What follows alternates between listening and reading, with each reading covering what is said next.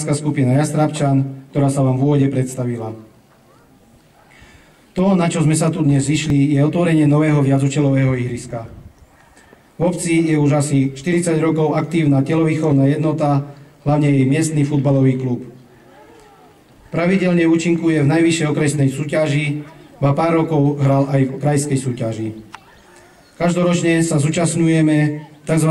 Turnaja Jastrabčanov, čo je turnaj 5 obcí s názvom Jastrabie z celého Slovenska. Ide o obce Trenčianske Jastrabie, Zemplínske Jastrabie, Jastrabie pri Michalovciach, Jastrabie nad Topľou a naše Šarišské Jastrabie. V tomto roku sa stretneme už na jubilejnom 30. ročníku tohto turnaja v Jastrabii pri Michalovciach. V roku 2009 mal turnaj navštíviť aj pán premiér, no jeho zdravotné problémy mu nedovolili prísť do Trenčianskeho Jastrabia.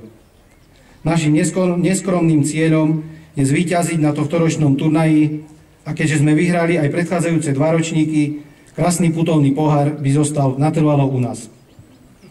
Verím, že nám k tomu pomôže aj novovybudované viacúčelové ihrisko.